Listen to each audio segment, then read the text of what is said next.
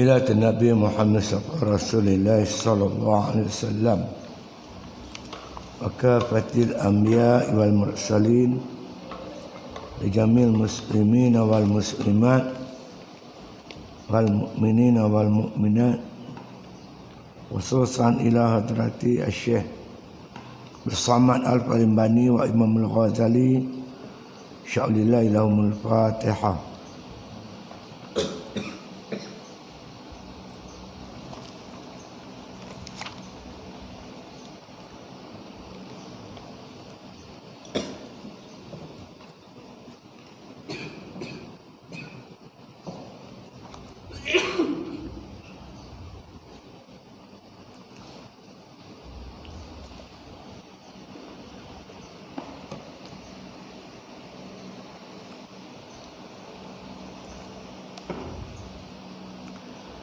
Bismillahirrahmanirrahim. Alhamdulillahi Rabbil Alamin. Wassalatu wassalamu ala asyrafil anbiya wal mursalin wa ala alihi wa sahbihi ajma'in. Qala musannif rahimallahu ta'ala fi kitabih wal ma'na as-sani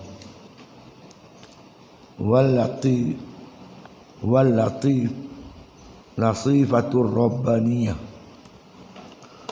التي هي معنى حقيقة القلب فالروح والقلب سنبراني على تلك اللطيفة ala nasaqin wahidin wa ilaihi al-isyaratu qawluhu ta'ala yas'alunaka 'anir ruh qulir ruhu min amri rabbi. Artinya dan makna yang kedua yaitu latifah rabbaniyah, yakni jisim yang halus yang mawjud di dalam badan yang dibangsakan kepada perbuatan Tuhan, yaitu makna hakikat hati. Yang makna yang kedua dahulu itu, maka diketahui daripada ini bahawa lafaz ruh dan qalbun itu didatangkan keduanya ini atas makna yang satu, yaitu dinamakan al-latifatur rabbaniyah yang tersebut, dan didatangkan keduanya itu atas anwarnya yang satu, padahal tiada berbeza dan tiada berlainan, melainkan pada ibarat makna yang pertama jua. Dan pada makna yang kedua itu diisyaratkan akan dia itu dengan firman Allah Ta'ala wa yas'alunaka 'anir ruh qulir ruhu min amri rabbi. Artinya, dan bertanya mereka itu, yakni segala orang kafir akan dikau, ya Muhammad, daripada makna hakikat ruh. Maka kata olehmu ya Muhammad, bermula hakikat ruh itu daripada perbuatan Tuhanku. Kerana hakikat sebenar-benar ruh itu tiada mengetahui akan dia melainkan Allah Ta'ala, dan orang yang dirinya alim daripadanya dengan ilmu laduni namanya. Ini makna makna ruh yang kedua. Mula-mula lalu apa itu hati, apa itu roh, Lepas tu dia nak sebut pula tentang nafsu dan akal. Dua-dua ni, empat-empat ni, dia ada makna hissi, ada makna maknawi. Dia sebut makna hissi itu yang besar jasad tu, fizikal tu, itulah jantung tu. Jantung yang pam darah tu. Itu. Jadi bila sebut makna yang bangsa maknawi, itulah yang dikatakan latifah rabbaniyah, satu jisim yang halus yang tak boleh dikesan dengan sebarang panca indera, tak nampak dengan mata ke dengan apa. Mungkin kuman COVID ni dia boleh tengok dengan alat-alat, mungkin lah kan, alat saintifik, mikroskop. Yang ni roh tak boleh kesan, dengan apa pun tak boleh kesan, tak boleh tengok, sebab dia bukan alam sini. Alam sini boleh lah dia topong kuman, sel darah, itu alam dunia, bolehlah kesan dengan alat-alat dunia. Kalau alam akhirat nak kesan apa, macam kita nak kesan malaikat, nak pakai apa, kamera, tak lebih, sebab dia bukan alam sini, dia alam lain, alam malakut. Begitulah ibarat makna kita kata roh, hati, nafsu dan akal. Kalau disebut makna yang bangsa maknawi, memang tak boleh kesan. Ya, ada tapi tak boleh kesan. Itu dia duduk dalam diri kita. Itu cerita dia. Ni lagi sekali bicara tentang apa nama yang dikatakan ruh, ya. Wal makna tsani, makna yang kedua, makna nak disebut ruh yang bangsa maknawi itu. Wal latifah al-latifatur rabbaniyah, itulah yang disebut sebagai latifah rabbaniyah. Latifah ni latif, jisim yang seni, yang halus, yang tak boleh dikesan dengan panca indera, sebarang panca indera ataupun alat-alat saintifik. Latifah rabbaniyah, latifah yang seni, yang halus, yang bangsa rabbaniyah, bangsa ketuhanan, yang dicipta oleh Allah Subhanahu wa taala. Bagaimana Allah cipta alam dunia ni, dia juga cipta alam-alam yang lain. Alam banyak. Alam dunia, alam malaikat, alam jin, macam-macam alam dah dah. Ni pun apa, roh ni pun dia asal bukan pada alam dunia ni, dia di alam roh. Pindah alam arham, alam rahim ibu, berpindah pula alam ajsam, alam dunia ni. Kemudian dia akan berpindah alam yang dinamakan mana alam barzah, alam kubur. Dia akan pindah lagi ke alam akhirat. 5 alam tu. 5 alam dia berpindah randah. Ni maksud latifah rabbaniyah. Allati yang iaitu dianya itu makna haqiqatil qalbi, yang dimaksudkan dengan hakikat hati itu ni. Hakikat hati, hakikat roh, hakikat akal, hakikat maknanya yang sebenarnya, maknanya hati, sebenarnya nafsu, itulah dia. Nama aja belain. Ada orang panggil roh, kadang-kadang orang panggil akal, ada orang panggil apa nama nafsu, kadang-kadang panggil hati atau qalbun. Nama belain, tapi hakikatnya itulah benda dia. Itu dia. Faruh, kan, yang dikatakan makna kita kata hati itu, ataupun roh atau roh itu, wal qalbu itu, dan hati itu, ya, munawwarani, kedua-duanya itu nur, dua-dua itu nur, dia bangsa yang halus. Ala tilkal latifah, yang mana di atas makna kata jisim yang halus tadi ni. Jisim yang halus makna yang tak dapat dikesan dengan mata kasar. Yang dikesan mata kasar tu hati tu, yang jantung tu, yang pam darah tu. Yang tu bangsa hisri, boleh pegang, boleh tengok. Tapi hati yang dimaksudkan dengan hakikat dia tu, hakikat insan, hakikat sebenar, yang tu tak boleh nampak. Yang sebenar-benar hati tu, Sebenar-benar ruh tu. Itu yang bahasa kita kata yang bahasa seni tu. Bahasa maknawi tu. Ala nasakin wahid, di atas makna yang satu. Itulah hati, itulah roh, itulah nafsu, itulah akal, benda yang sama. Wa ilahil isyaratu, dan dengannya itulah diisyaratkan oleh Allah Ta'ala biqaulihi ta'ala, oleh Allah Ta'ala dengan firman Allah Ta'ala dalam Al-Quran, yas'alunaka 'anir ruh, nescaya kelak mereka itu Muhammad akan bertanya kamu tentang roh. Ini orang Yahudi. Tak lama lagi dia akan datang jumpa kamu Muhammad, dia akan tanya kamu apa itu roh. Bila orang Yahudi tanya kamu tentang roh, qulir ruhu min amri rabbi, kamu jawab, kamu kata roh tu hakikatnya urusan Tuhan. Siapa pun tak tahu hakikat yang macam mana.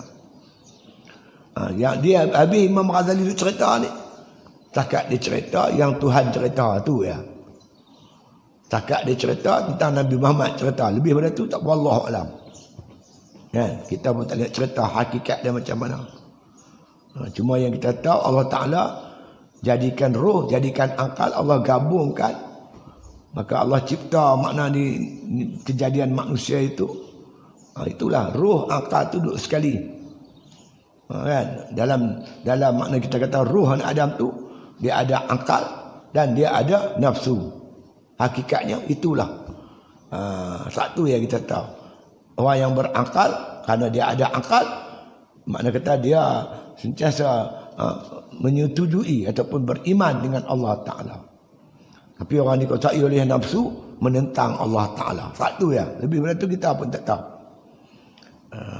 Jadi kita mengetahui tentang dia setakat yang dicerita oleh Allah Subhanahu Wa Ta'ala.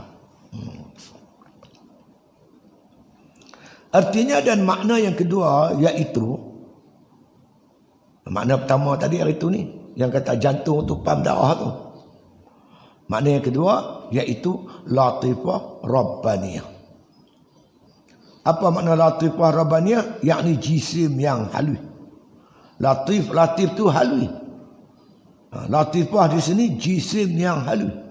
Halus di sini tak boleh dikesan dengan sebarang alat panca indera. Alat saintifik tak boleh. Dia lebih halus. Kuman ke boleh kesan lagi. Jangan dululah apa masa saya mengaji sains tu. Cikgu suruh bawa ni, ada ayak bertakung kan. Bawa ayak tubuh sikit dalam tiup tu. Sebab kita tengok ayak tak ada apa, terani hello. Bila buat atas kaca kan, nak ditopong dengan mikroskop, nampak kuman. Ni penuh dengan kuman-kuman ni. Ayak bertakung ni ada ayak kuman. Kan, ada ayak kuman. Tapi kita ni ada antibody. Antibody kita kuat. Kuman tak boleh nak lawan kita. Kan, Allah jadikan antibody dalam badan kita ni. Maknanya tak nampak mata kasar, tapi nampak dengan mata halus. Itu dengan mikroskop. Ada boleh diperkecilkan lagi sampai peringkat halus betul-betul. Mikroskop tu boleh nampak lagi. Tapi bab roh ni kesal dengan alat apa-apa, memang tak boleh. Itu makna latifah, yang kata halus. Rabbaniyah, bangsa ketuhanan, dicipta oleh Allah Subhanahu Wa Ta'ala. Itu dia. Di sana tu, di alam roh dulu. Yang mawjud di dalam badan. Dia ni duduk dalam badan. Lagi badan ni hidup, dia duduk situ lah. Katanya dia duduk dalam jantung tu. Jantung ni, dia duduk dalam jantung. Jantung ni dia duduk bawah dada kita yang belah kiri. Yang bunyi dum. Tu jantung tu. Roh duduk situ katanya. Dia makna dia bergerak bersama-sama darah. Lepas tu bila ada je darah, kita sakit. Yang tak berdarah tak sakit. Sebab ada roh. Dia cucuk jari ada darah, sakit. Cucuk tak mana pun. Tapi kita gunting rambut, dia tak sakit. Sebab rambut tak ada darah. Tak ada roh itu. Katalah betul lah lebih kurang. Kuku kalau sakit mampu piak kuku panjang itu. Kuku tak sakit. Darah tak sampai. Ya. Yang mewujud dalam badan yang dibangsakan kepada perbuatan Tuhan. Yang kata Rabbaniyah tu latifah, Rabbaniyah jisim yang halus yang dicipta oleh Allah Ta'ala. Yang mana Allah saja yang tahu. Yang lain tak bayar. Tanya benda tak tahu tak payahlah. Tahu setakat Tuhan bagi tahu. Kenapa? Kerana ada juga yang Tuhan tak beritahu pun dia tahu. Tuhan berapa nama? 99. Yang ke-100? Mana ada 100? 29 dia. Hampa ni mengaji ilmu kulit ni. Kalau hampa mengaji ilmu isi, hampa tahu nama Tuhan yang ke-100. Nabi Muhammad sorok gambar dia tak cerita. Kata yang tahu je dah. Yang boleh tahu. Ada pula Nabi sorok Abu Bakar pun tak tahu. Abu Bakar tak tahu, Umar tak tahu, Osman tak tahu. Aku tahu. Berat. Itu berat lah. Itu meratik lah tu. 99 lah yang 100 pun lagi. Banyak rahsia-rahsia. Banyak rahsia-rahsia. Nabi bila datang dalam hadis cerita apa nama hadis Sayyidina Umar kan. Cerita apa malaikat Jibril mai jumpa Nabi. Dia tanya Nabi. Di antara soalan dia, Islam, iman, ihsan. Bila sampainya sa'ah? Bila kiamat tu bila? Maka Nabi kata orang yang bertanya tu lebih tahu daripada yang bertanya, yang kena tanya. Benda-benda ni Allah lebih tahu, kita tak tahu. Itulah ada ramalan-ramalan yang menyatakan 15 Ramadan ni jatuh pada hari Jumaat. Tarikh tu akan berlaku Dukhan. Memanglah Dukhan tu akan berlaku lah bila kita tak tahu. Nak tepat tarikh tu tak boleh. Ini Allah saja yang tahu. Saya pergi mengajak banyak orang tanya. Dia kata memang berlaku, Dukhan tu akan berlaku. Tapi tarikh dia tu tak tahu. Kita mana kita tahu. Mana ada hari tu ni kita ada orang ramalkan kiamat akan berlaku dalam masa 7,000 tahun ke, berapa ribu tahun kejadian dunia. Kira. Lepas tu nak dekat sangat dah tu, lagi dekat setahun dua lagi. Masa tu akan turun Imam Mahdi. Sampai dia boleh tahu Imam Mahdi tu turun bila. Malam tu berhimpunlah kami di Sungai Pecalang. Dan tu saya rekam. Mengkhatib lah apa semua. Lalas sekali saya jadi kata tak jadi turun. Tak jadi turun pula dah. Pasal dosa kita ni banyak lagi. Maknanya kita tak tahu. Hakikat dia kita tak boleh nak tetapkan tarikh dia bila-bila. Memang Imam Mahdi akan datang. Nabi Isa akan turun. Akan berlaku Dukhan semua. Allah alam. Benda tu akan berlaku. Tapi bila tarikhnya? Wallahu alam. Yang tu yang senang. Hari kita duk kata turun-turun macam kita dah pasti benda tu akan berlaku. Beratlah. Kita tahu pula ilmu Allah Ta'ala. Malam ni nak tidur pukul berapa pun tak tahu. Ada siapa tahu malam nak tidur pukul berapa? Bagi tahu saya. Betul-betul waktu tu hang lena tak sedap apa. Tak boleh bagi tahu. Apa pun tak tahu nak tidur pukul berapa. Nak tidur pukul berapa pun tak tahu. Nak boleh tahu Imam Mahdi mai bila. Beratlah. Kiamat bila. Berat. Jadi kita memang kita akui benda tu akan berlaku. Tapi bila tarikhnya wallahu alam. Tentang roh ni pun kita tak tahu. Wallahu alam. Qulir ruhu min amri rabbi. Kata oleh Muhammad, roh tu urusan Tuhanku. Gitu ya. Ya, itu dia. Dia dibangsakan kepada perbuatan Tuhan, iaitu makna hakikat hati. Itulah hati yang sebenar. Bukan hati apa? Hati jantung tu. Itu hati yang halus tu. Yang kata roh tu. Itulah hakikat dia sebenar. Disebut juga hakikat insan. Hakikat kemanusiaan. Manusia ni dikhitabkan kutiba alaikumul khital, kutiba alaikumus siyam, aqimus salah. Banyak kitab Allah, perintah Allah kepada kita. Wajib semayang, wajib puasa, wajib berjuang. Siapa dia? Yang kata, ya ayyuhalladzina amanu, wahai orang beriman. Siapa dia? Hati itulah. Roh itulah. Yang diperintah oleh Allah untuk itu, untuk ini. Yang akan ditanya besok dalam kubur, siapa Tuhan kamu? Kamu tu siapa? Roh itulah. Itulah hakikat dia. Yang akan ditanya. Takdirlah kita kata dua orang. Satu orang rupa macam saya. Semua perfect macam saya. Cap jari pun serupa saya. Tapi dia lain, saya lain. Apa yang belain? Belain tu roh tu lah. Dia lain, aku lain. Dia nama Muhammad, dia nama Siddiq. Oh Siddiq, saya lah. Ha? Takkan Muhammad pun agak. Bukan dia dikhitabkan kepada orang ni. Dibangsakan, dikhitabkan, diperintahkan kepada orang tu. Roh dia tu lah. Akal dia tu lah. Hati dia tu lah. Itu maknanya hakikat hati. Ya. Yang makna yang kedua dahulu itu macam juga makna hati yang dulu kita bicara tu. Samalah dengan makna roh ni. Samalah. Benda tu satu, nama aja berlain. Kadang orang panggil roh, kadang orang panggil akal, kadang orang panggil hati, kadang orang panggil nafsu. Benda yang sama. Maka diketahui daripada ini bahawa lafaz roh dan kalbun itu didatangkan keduanya itu atas makna yang satu. Makna-makna yang sama. Benda yang satu. Nama saja berlain, tapi bendanya itulah benda dia. Kan kadang-kadang satu orang nama hampir 3-4 kan.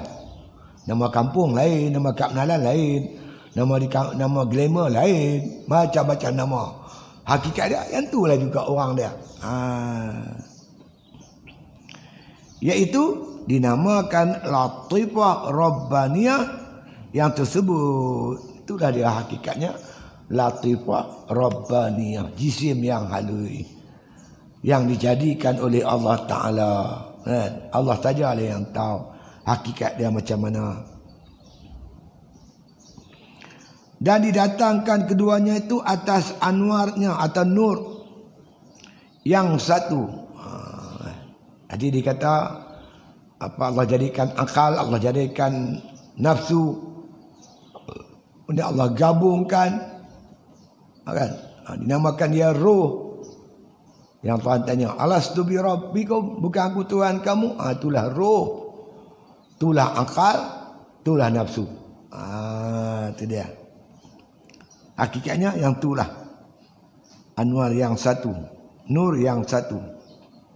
Walaupun banyak nur, anwar tu banyak-banyak nur. Ada nur, ada roh, ada akal, kemudian tu ada lagi nafsu. Tapi hakikat dia satu itulah. Tiada berbeza dan tiada berlainan, melainkan pada ibarat makna jua.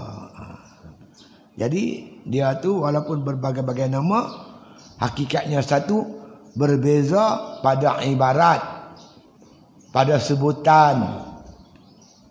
Kenapa orang panggil roh? Ada dengan dia lah kita hidup. Dia keluar kita mati. Kenapa panggil akal? Kerana dia boleh berfikir secara sempurna. Panggil akal yang bangsa Horiziyah, bangsa elok. Lagi kenapa dipanggil dia tu hati? Kerana dia berbolak balik, inkishaf, inkhilaf. Kenapa disebut dia, makna kita kata sebagai nafsu? Kerana dia cenderung ke arah kejahatan. Itu ya. Baik itu kita tengok orang macam kita, badan macam kita, fizikal dia semua macam kita. Tapi kadang-kadang dia fikir secara logik. Semua orang nak fikir secara tak logik. Kita fikir logik, kita nak buat logik. Kerajaan lantik Mahyudin lantik Tua Jadi sebagai duta khas mewakili Perdana Menteri untuk negara Timur Tengah. Bagi kita sesuai. Datuk Guru dia bekas timbalan Presiden Kesatuan Dunia dan dia berhubung dengan gerakan-gerakan Islam sedunia, terutama yang belah Arab sana. Bukan setakat tu, juga negara-negara juga dengan pemimpin-pemimpin negara tersebut.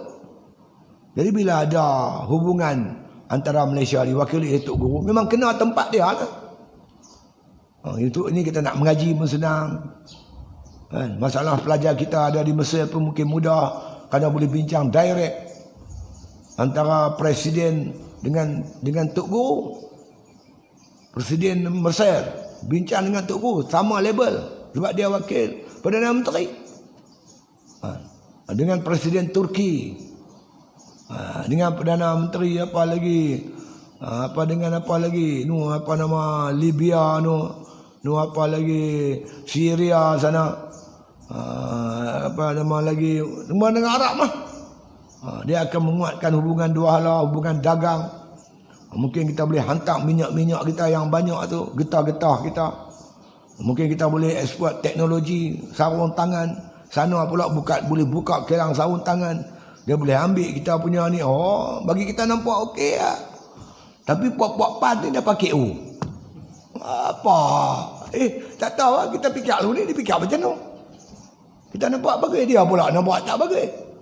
Macam apa berbeza-beza? Sebab hati, kepala sama rambut sama hitam, hati lain-lain. Tak boleh sama. Itulah punca dia. Dia kita fikir untuk kebaikan agama Islam dan umat Islam.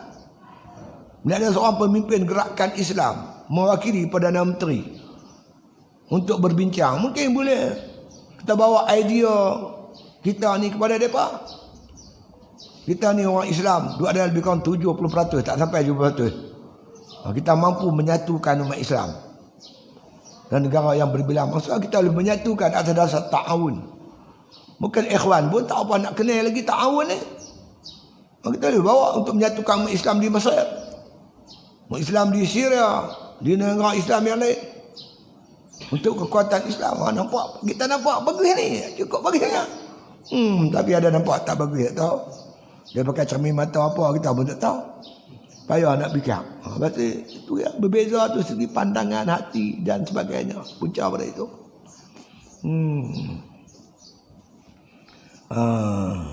Tapi makna kata hakikatnya satu. Kalau berlain pun segi ibarat saja. Ibarat ni percakapan, istilah. Dan istilah berlain-lain. Ada akal, ada itu, ada ini, ada ruh. Tapi hakikatnya itulah latifah rabbaniyah. Iaitu pada makna yang pertama hari tu ni, yang dicerita dulu. Macam juga makna kalbun tu, samalah. Dan pada makna yang kedua itu, kan? Yang pertama fizikal, yang kedua tu hakikat tu. Yang kata jisim yang halus tu. Yang diisyaratkan dia itu dengan firman Allah Ta'ala, wa yas'alunaka 'anir ruh. Kelak yas'alu. Mana tak lama lagi, dekat dah. Lepas tu apabila kita khamat, macam mana kita nak bangkit? Allahu Akbar, Allahu Akbar.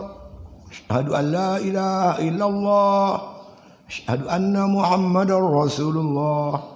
Hayya 'alas salah, hayya 'alal falah. Qad qamatis salah. Qad qa tu mana dekat dah sembahyang ni. Masa tu kena bangkit dah, tak boleh duduk. Dia sebut qad qamatis salah, bangkit cepat. Maksud tu qad qa tu memberi makna dekat dah nak sembahyang. Begitu juga dengan sayati zamanun, sayati sin tu. Sin tu sayati. Yati tu akan datang. Sayati ni dekat-dekat nak merah. Sayati zamanun ala ummati, akan berlaku ke atas umatku satu zaman. Sin tu makna memberi makna dekat dah. Dekat nak merah, tak lama lagi. Lepas tu yas'alu naka anir ruh. Makna kata bila mereka bertanya kamu Muhammad tentang ruh, qulir ruhu min amri rabbi. Bagi tahulah ruh tu urusan Tuhanku. Tak lagi dia akan jumpa kamu Muhammad, mereka akan tanya kamu tentang ruh, maka jawab pada mereka ruh tu urusan Tuhanku. Artinya bertanya mereka, dan bertanya mereka itu yakni segala orang kafir akan dikau ya Muhammad daripada makna hakikat roh. Kata olehmu, maka kata olehmu ya Muhammad, bermula hakikat roh itu daripada perbuatan Tuhanku. Ini kita tak tahu, wallahu alam. Ini kerja Tuhan. Kerana hakikat benar-benar roh itu tiada mengetahui akan dia melainkan Allah Ta'ala. Dan orang yang dirinya alim, ilmu, alim daripadanya dengan ilmu laduni, yakni orang yang dianugerah oleh Allah ilmu yang dinamakan ilmu laduni, mukasyafah. Tapi walaupun Allah bagi dia ilmu laduni, biasanya dia tak cerita, dia bersengap ya. Kenapa? Bila dia cerita dia jadi pelik, dia akan jadi fitnah. Walaupun Tuhan bagi kat mereka ni ilmu laduni tentang roh, sampai dia boleh tahu nak mati bila. Dia tak cerita, walaupun dia tahu, ada orang tahu. Ada seorang tu, saya selalu dibawa oleh cucu dia. Cucu dia ni duduk kawan dengan saya masa saya duduk di Kedah dulu. Duduk ulang alik pergi pondok Lanai. Tok Wan dia ni duduk di dekat dengan jalan nak pergi Baling tu, apa nama kampung tu tak? Jalan nak pergi Baling. Dia pergi 2-3 kali rumah dia. Tok Wan dia ni pelik. Naik bas minta tawak. Naik bas minta tawak. Daripada anak bukit, daripada Alustaq pergi anak bukit masa tu 25 sen. Lepas tu orang ambil tiket, berapa cek? Kami duduk sekali dengan dia, satu bangku kami duduk 2 orang, 3 orang duduk. Berapa cek? 2 kepala lembah duit pakcik oi. 2 kepala tak boleh kah? Mana ada orang minta tawak bas, tiket bas. Tok Wan ni tiket bas pun tak tawak. Tawak pergi kan, nak bagi-bagi, tak bagi sudah dia tak. Kita apabila orang bagi apa-apa kita tanya. Dia bagi kita daging, tanya daging apa cek. Sekali dia bagi daging babi ke aku. Balik jalan ke dia, kita segan. Tambah bas pun minta korang. Aduh. Lepas tu kami duduk pergi lah rumah dia. Lepas mengaji kat Ustaz Awang, kami pergi rumah dia. Pergi rumah dia, dia sembang. Dia zuhud dia. Rumah dia kecil ya. Kalau hujan, Allah habis basah rumah. Rumah tu nampak langit tu, bocor. Cuma tempat dia tidur dengan isteri dia, yang tu dia buat plastik. Tak kena lah hujan. Kalau hujan tak kena tempat tidur dia tu. Yang lain habis basah hujan. Lepas tu kami pergi sekali tu. Kami tak pergi, kat sebulan tak pergi. Sibuk. Pergi rumah tengok bumbung baru. Dia ni nak tukar bumbung dia tukar. Tukar zinc habis semua tukar. Cucu dia kata kat Tok Wan dah. Ni lah kata baharu ni Tok Wan tu. Baharu ni berubah-ubah. Dulu Zul. Lah ni sama-sama tahu lah. Kan? Dapat bumbung baru. Hang Mat kata kat Tok Wan ni. Hang tahu tak Mat? Awak Tok Wan? 2-3 hari lepas Mat, dia mai. Malakal Maut tu mai. Dia nak ambil nyawa Tok Wan ni. Tapi rumah Tok Wan ni buruk. Bumbung bocor. Dia tak jadi ambil. Malam kemarin dia main ambil rumah sebelah tu. Malam tadi rumah sebelah tu. Dia tak mesti singgah rumah Tok Wan. Hantar pasal apa? Pasal bumbung bocor. Dia tak? Tok Wan tak nak jalan lain. Tok Wan kita tukar bumbung baru. Dia tak? Tok Wan ingat cari dua nikmat. Tok Wan nak tukar bumbung baru. InsyaAllah dia akan main malam Jumaat ni, dia akan main rumah Tok Wan. Dia ambil Tok Wan. Jadi Tok Wan nak turun kat pintu tu dah tak? Kat pintu ni. Tok Wan nak turun kat ni Tok Wan boleh buat main ni kata. Tok Wan main Tok Wan, dia main sungguh.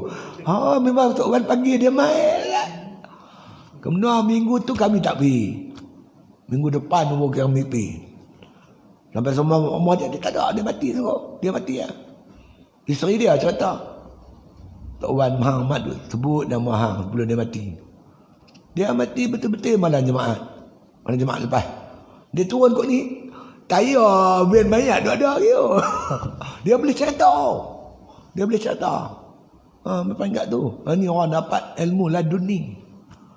Ilmu mukasyafah. Kita kalau tahu pergi hospital kata balik dah. Dia seronok pula. Orang malaikat ambil nyawa dia syok lah. Dia tukar bubur baru pula. Kalau kita biar buruk itu bubur kan.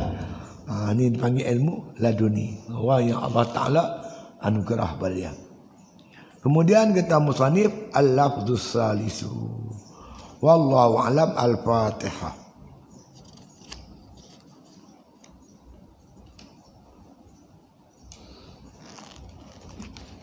Dia kata apa ni? Boleh? Boleh ambil? Ambil dulu, kita bayar sekali yang selasa lah kata dia. Atau nak bayar dulu? Abang selasa lah, hantar barang kita kami bayar sekali. Lepas tu, pasyak tu boleh ambil tu. Tapi jangan pergi ambil kat rumah orang tu. Ambil belah sini. Sini tak ada orang. Oh, tak ada rumah. Belah sana, tahun tu banyak batu kan. Batu tu dia lungguk supaya tanah tu tak rebak sana. Sini tak ada apa-apa. Belah sini boleh ambil. Saudara tu pasyak saja tu. Ada pasyak, ada simen boleh buat kerja.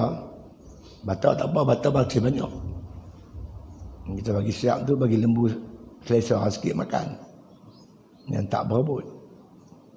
Ya, insyaAllah. Bismillahirrahmanirrahim. Alhamdulillahi Rabbil Alamin. Wassalatu wassalamu ala asyrafil anbiya wal mursalin wa ala alihi wa sahbihi ajma'in. Rabbana atina min ladunka rahmatan wa hayyi' lana min amrina rasyada. Allahumma arzuqna hubbak wa hubba man ahabbak wa hubba ma yuqarribuna ila hubbik waj'al hubbaka ahabba ilaina minal ma'il bari. Allahumma akshif 'anna al-bala wal waba wal ghala ma la yakshifhu ghayruk. Bismillahirrahmanirrahim. Bismillahikafi. Bismillahima'afi. Bismillahillazi la yadurru ma'asmin syai'un fil ardi wala fis sama' wa huwa as-sami'ul alim. Allahumma inna na'udzubika minal barasi wal jununi wa min sayyi'il asqam. Sallallahu ala khair khalqihi Muhammadin wa ala alihi wa sahbihi wasallam walhamdulillahi rabbil alamin. Takbir. Allah.